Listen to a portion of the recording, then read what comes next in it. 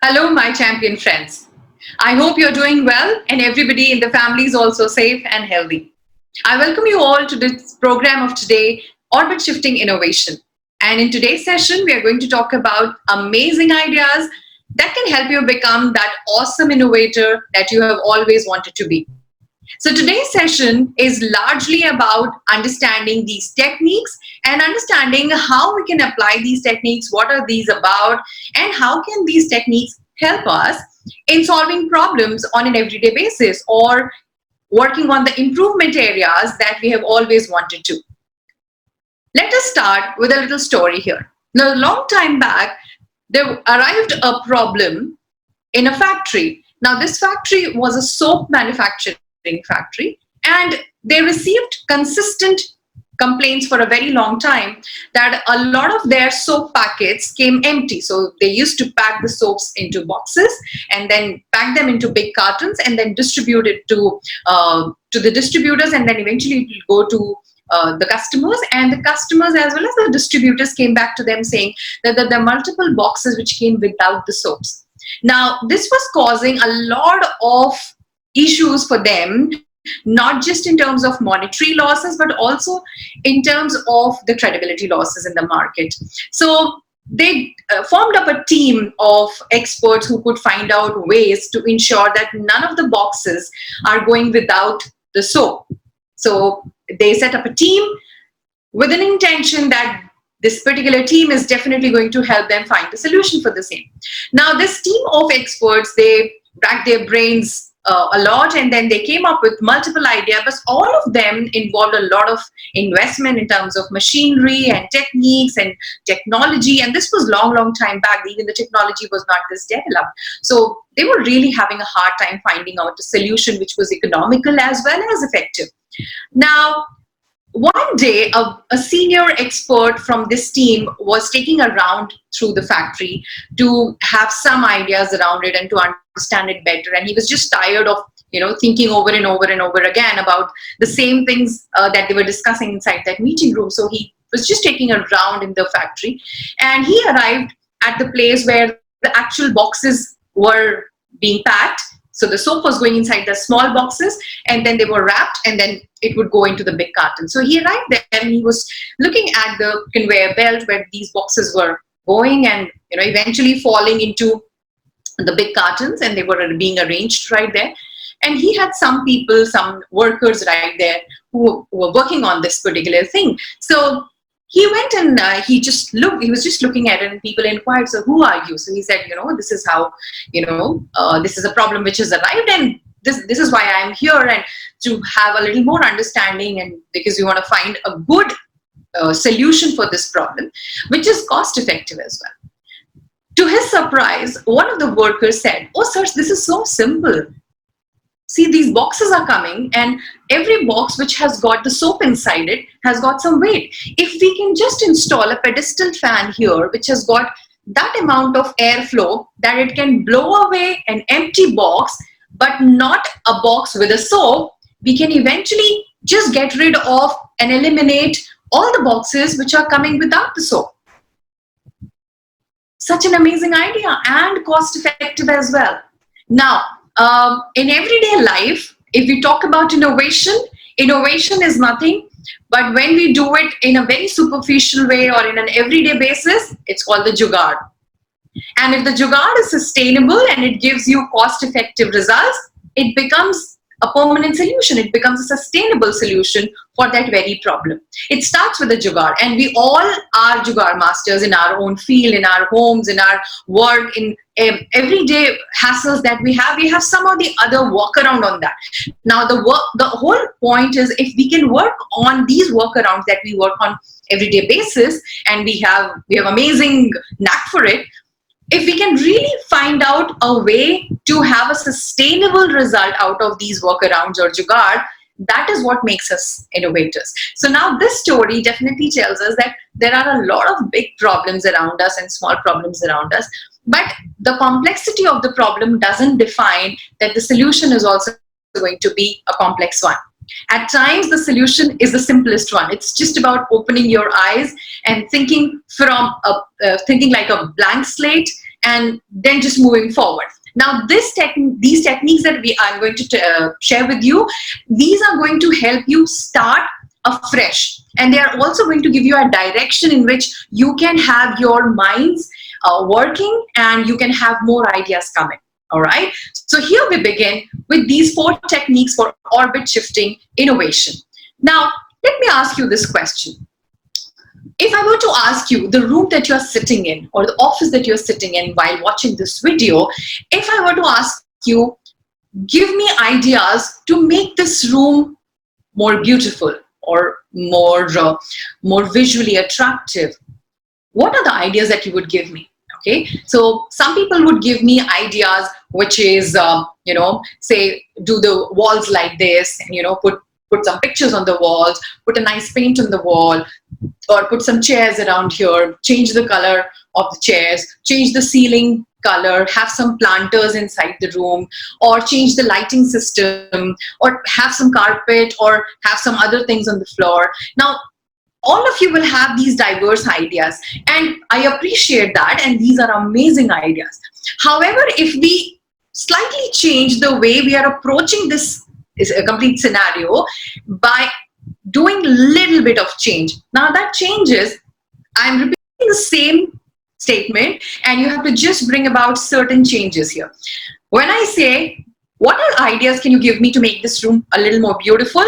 Let's have some segmentations here, some segregation of the areas here. So what I can do here is I can find out, okay, what all ideas can I have for the ceiling? What all ideas I can have for the wall? What all ideas can I have for the floor? What all ideas can I have for the lighting? What all ideas can I have for the furniture? What all ideas I can have for other things, for the color? So what I'm doing is, instead of just the room as a problem statement or the room as my scope of thinking, I am digging deep down into it, and I'm now segregating. I'm dividing it into smaller and finer parts. Why I'm doing this is because when I'm doing a focused thinking on one particular aspect or attribute, it is giving me more ideas. It is also giving me structured ideas. When I'm thinking about wall, I'm just thinking about wall. When I'm thinking about the ceiling, I'm just thinking about the ceiling. It gives me more focused, it gives me more focused direction, and it gives me a direction of thinking. So this is the first idea, the first technique that we're talking about. It's called the attribute listing. It's just about breaking the problem down into smaller and smaller bits and seeing what you discover when you do it. So you discover that when you break down into smaller parts, or the easier looking parts, or segregate into the basic fundamentals of it, then you can focus on each one of it, and then you will have plenty of ideas that you wouldn't have probably when you are thinking it from a very higher level.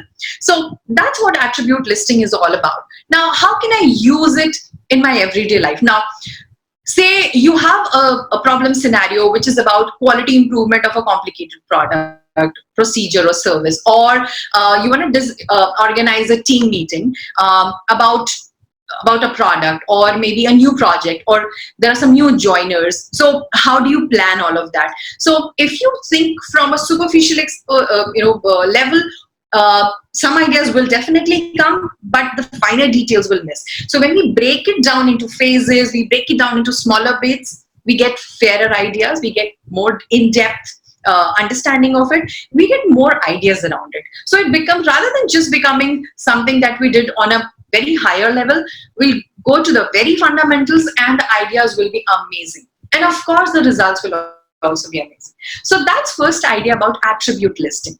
Well, you can also use attribute listing for the same statement that I shared with you. So wherever you are, in your room or in your office, you want to make it more beautiful, visually attractive, maybe for the guest, for your own self, or office, you want to make it more visually attractive, or much more cleaner, much more organized for your customers as well as your team members. You can have these attribute listing, finding out segment wise what all can be improved, and then that will give you much more ideas than we were having earlier by not using attribute listing.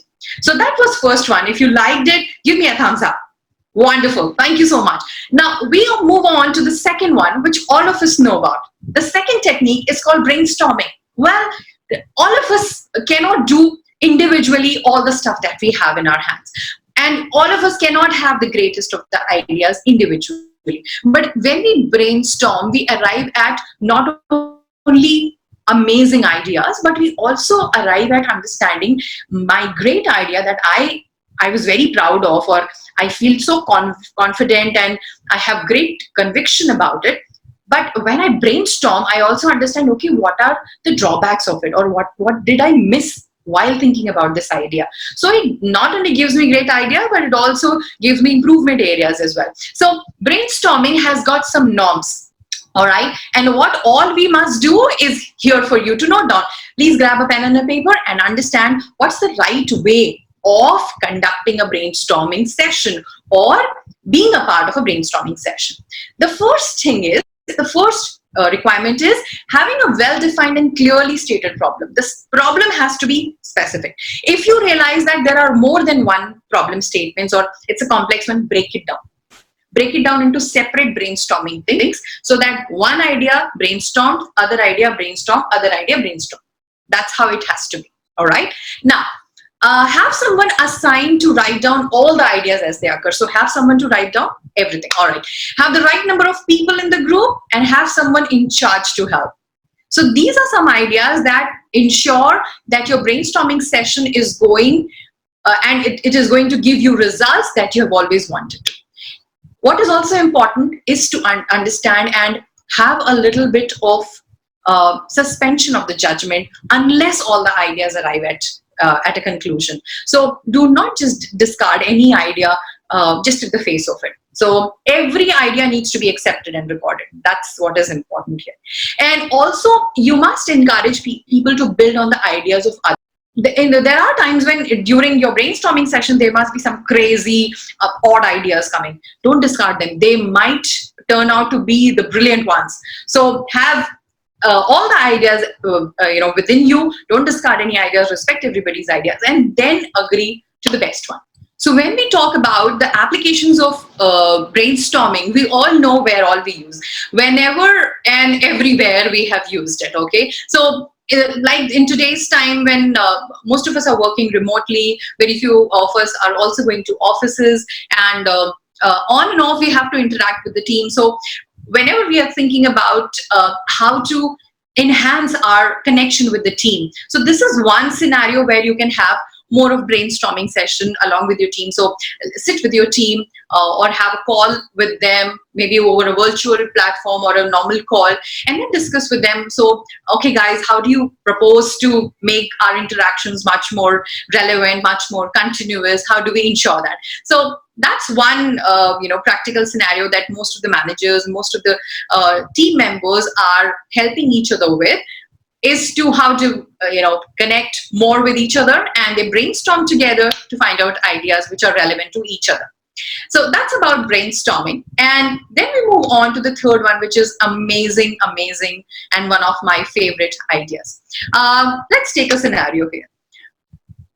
If I were to give you this statement that give me ideas to improve your customer satisfaction at your office. So you might come up with some ideas. So some people might say, okay, ensure that the customers are attended when they come. They don't have to wait for much of time. And then so everybody in the office greets them politely, speaks to them politely. Even if they're irate customers, we have to treat them nicely. And you might give me some ideas. And within 5 minutes of discussion, we might arrive at, say, 10, 12 ideas. Now, I give you another aspect of looking at it. When you have these 12 ideas, what I want you to do is make a shift here, make a switch here. And now my problem statement comes, okay, all of you champions, think about in what ways can we completely deteriorate the customer service level at our offices, at our branches, so much so that none of the customers want to come back. Now, when we talk about this, and if I give you a couple of seconds to think about it, how to create that messed up customer service experience for your customers, you might think of some crazy ideas, all right? And you might come up with ideas which are absolutely odd and crazy, but I respect that because because that's how the statement is. And keep on thinking, have your innovation right there, and think about all the possible ways in which this can be achieved, and all the possible ways in which this kind of customer service experience can be created, so that no customer comes back to your office, no customer comes back to your organization, no customer feels connected with you. And you might think about, while I'm speaking right now, you might be thinking about those ideas right now. Make a list of them as well. They are equally important. I'll tell you why. Because now when we are ready with this second list as well, what we are going to do now is to reverse them. And we should do this, we should do this, we should do this to make this customer service pathetic. Whatever you have written, we should do this and all, reverse that. We shouldn't do this, we shouldn't do this, we shouldn't do this. Now, what this technique is called, and what did we just do, is called problem reversal. So while the problem can be solved by thinking about direct solutions to that, the problem can also be solved by reversing the statement, making it just upside down, and then finding ideas for that upside down problem, and then flip-flopping the results as well. Now, negative becomes positive eventually. That's how it is. But what eventually we are doing here is that we are using not just our appreciative brain or the creative brain, we are also using our sarcastic brain or critical brain as well. So we are making the best of our positive aspects as well as negative aspects. And that's why this problem reversal technique becomes one of my favorites, because when we think about positives, there is a point where my mind stops giving me any ideas. And when I reverse the problem and I think about more ideas, I arrive at such amazing ideas and such amazing things that I had not thought of, that didn't arrive in my mind when I was thinking positively. And that's a great thing, because now I've reversed the problem. I'm thinking about things that I shouldn't be doing. And when I have this final list as well, I flip-flop it back. I shouldn't be doing all of this. And then I add it on to my previous list. So instead of just having the positive ones, I also have the negative ones reversed. So what it does is it creates for me not just do's, but also helps me to create the don'ts as well. And all of you would agree that for any guidelines, for any procedures, for any improvements, for any systems, do's and don'ts are equally important. If you think the same, give me a thumbs up. Wonderful. Thank you so much. So this was about problem reversal. How can I use it? Well, we have just used an example here, and there are many other applications that you can have. Simply speaking, if you're talking about an improvement area particularly, and you think that the positive ideas have come to an end, you're not able to think any further on that, and you think that these are not good enough or these are not enough, you need more ideas, then reverse it, have the ideas, reverse those ideas, and you will have plenty more. Wish you all the very best with problem reversal. You are going to have an amazing time doing this particular one. And now we move on to the last one here, the random input. Now, random input takes into account the serendipity concept, where it's all about chances. Now, random input is particularly used while creating ideas where you come at a dead end, where you are not able to get any idea, you don't know where to start. So it's like you have no direction where to go, where to start, where to go, where to follow, what to do. So very simply, what this random input is all about, quickly speaking, pick up a dictionary or a newspaper for that matter, and make a list of 60 words, 60 random words, different words. Make a list of these 60 words, all right? You can do it this way. And then what we need to do is, when you have completed this, just close your eyes, and you would have a clock, wherever you are, you would have a clock right there. Look at the clock, and then find out, when you look at the clock at that very moment, what is that second which is happening? So it must be sometime like, 4 hours and 14 minutes and 23 seconds. So whatever the second digit is, how many seconds, pick that one. So in this example, it was 23 seconds. So I pick up 23 and I look at the 23rd word in that list of 60 words that I have done. And when I pick up that 23rd word, and then I start building ideas on that particular word, making that the central idea, or picking that word in that entire process, I might have some idea as to where should I start, which direction should I go. So this random input is all about making a random chance and taking this random chance initiative and then building up your ideas. So what is happening is, why it helps and how it helps is, when we are thinking too much about a scenario, or we are thinking too much about a problem, there is a point where there is a dead end. Now, when we take this random input technique, what it does is it actually shakes up the brain, because it's absolutely random. These are random words, random time. You pick up that second and you have that word right now. So it shakes your brain a little, it shakes your mind a little bit of shuffling is there, and the new ideas will start, popping up, and then you can use other techniques then to build up more on that. So this really helps when you come to a dead end and you really want to go forward. Now, this random inputs is particularly used majorly by the marketing teams, because they need new novel ideas, which have never been used, and they have to be interesting, they have to be lucrative, and they have to be appealing, and they can't just go by what is happening already in the market. So thinking about those innovative, those creative, those novel ideas, random input comes really, really handy, and it has given immense results to people. So this really helps when you are stuck.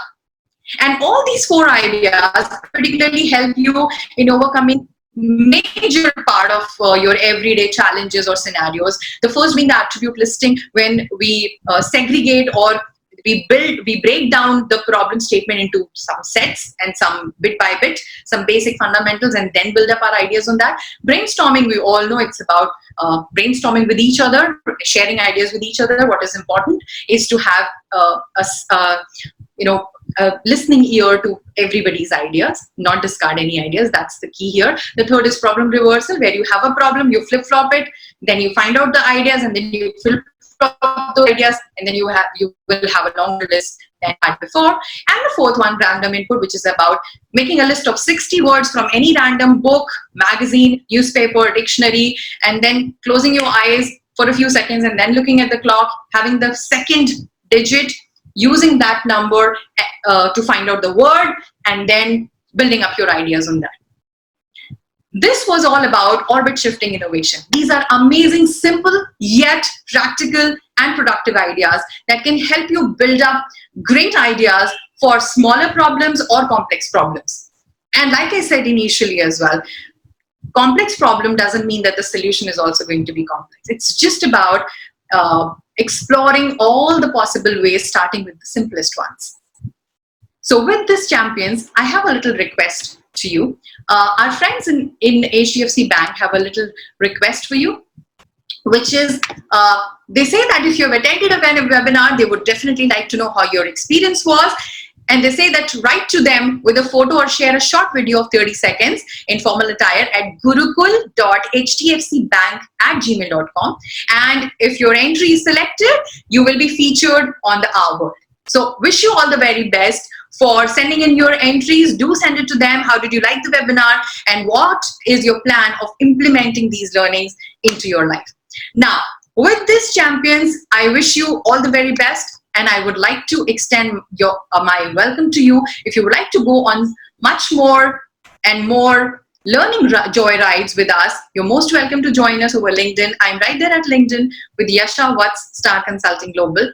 I look forward to your invitations and will be glad to connect with you.